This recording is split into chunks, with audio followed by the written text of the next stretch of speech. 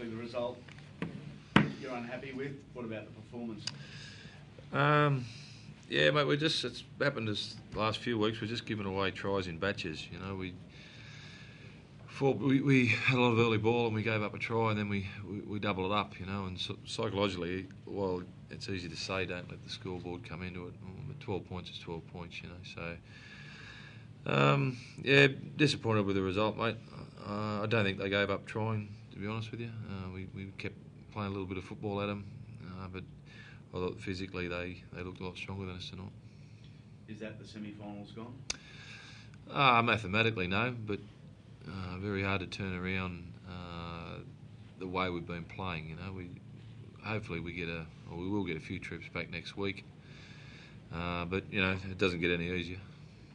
Yeah, I can't let myself get drawn into that, mate. That's something the fans are obviously going to think about. But you're taken away from the now if you think about that. Well, you know what we've got is what is here, and you know we've got to work with what's here and now. Yeah, you're probably right. There's some guys there that aren't quite ready. There's some guys there probably been not established first graders yet, and maybe have been there a game or two too long. But yeah, there's no excuses. Every club goes through it. I suppose it's a learning process for us. It's given some guys some opportunities that maybe they wouldn't have got, and they'll be ready a bit quicker. But like I say, mate, we're dealing with the now, and the now's pretty disappointing. The doubling up of tries that you're conceding, what's the theory behind it? I mean, a concentration thing?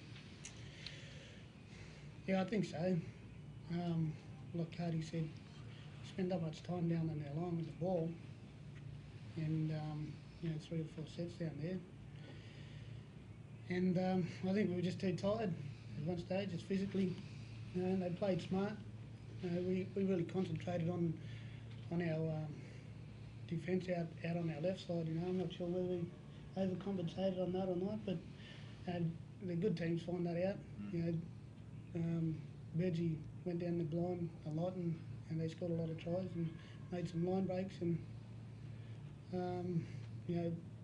with that and the offloads, it's just too tough to hang on to. Yeah, I mean, you look at them, you know, they're a footy team, you know, they're playing for each other, and they don't do anything special. I mean, they showed a few special things tonight, but they just tend to do everything right.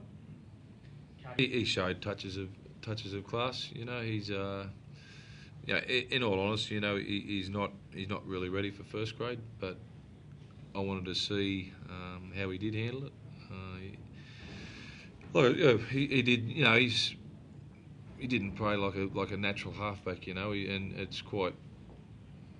You know, he was probably a little bit overawed when he got out there, but individually he came up with some brilliant things, and we'd like to see him catch that ball and score a try. Would have given him a bit of a thrill.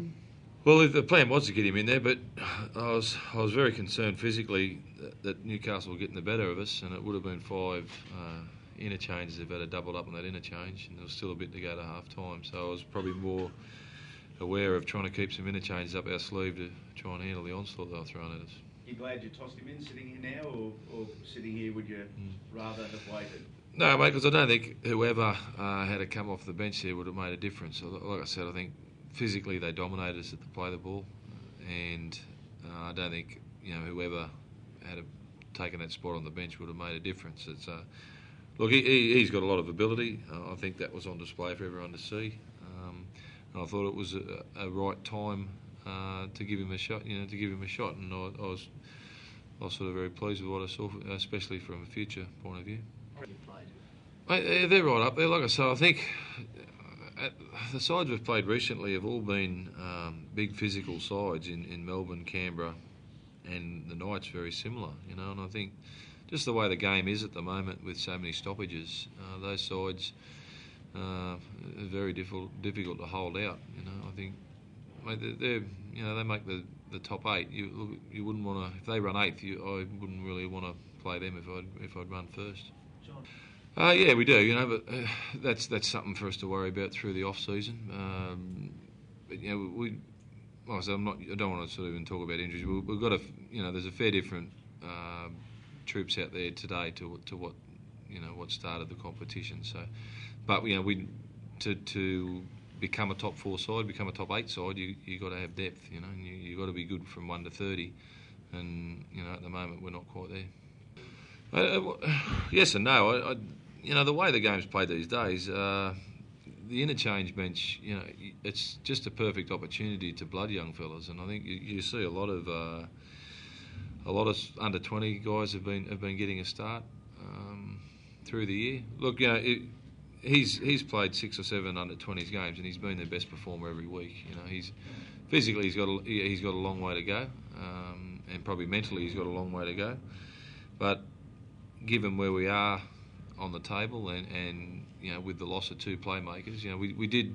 There's too much pressure on Presto without Matty and Princey there to provide us with that spark.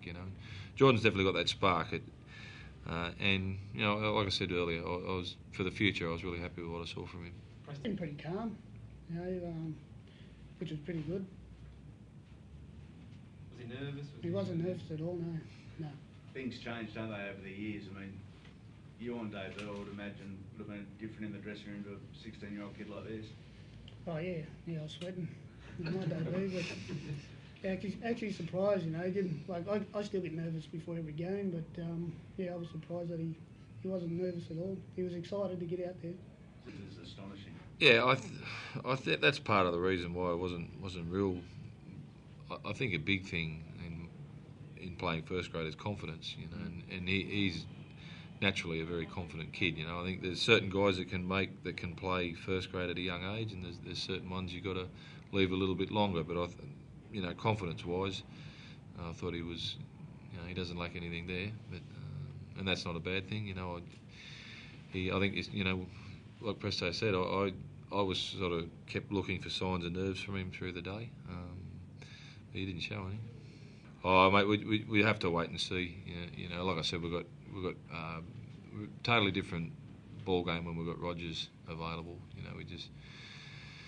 I'm probably very much doubt at this stage, but very happy with what we saw from him. How did you saw him? Who are you expecting back next week?